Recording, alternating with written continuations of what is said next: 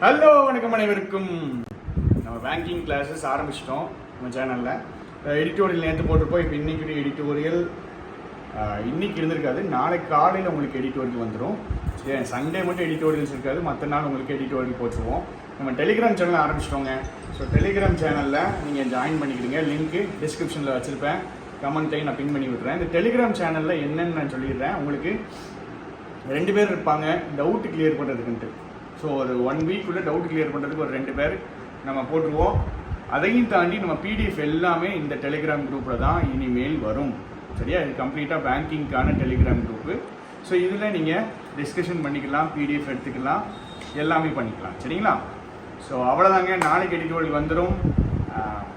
ரெகுலராக கொஞ்சம் கிளாஸ் பாருங்கள். ஒரு 10 டேஸுக்கு எடிட்டோரியல்ஸ் பார்ப்போம். 10 டேஸுக்கு சென்டென்ஸ் அண்டர்ஸ்டாண்டிங், எடிட்டோரியல்ஸ், இந்த விஷயங்கள்லாம் பார்ப்போம்.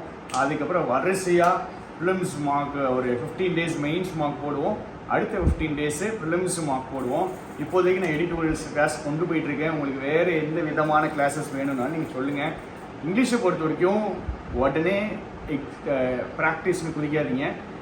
டெஸ்ட்டாக போடுறத விட ஃபஸ்ட்டு ரீடிங் டெவலப் பண்ணுறதுக்கு கொஞ்சம் எக்ஸசைசஸ், ஒகேப்ஸுக்கு கொஞ்சம் எக்ஸசைசஸ், கிராமர் கற்றுக்கிறதுக்கு என்னென்ன பண்ணணும், இந்த விஷயங்கள் கொஞ்சம் பண்ணுங்கள்.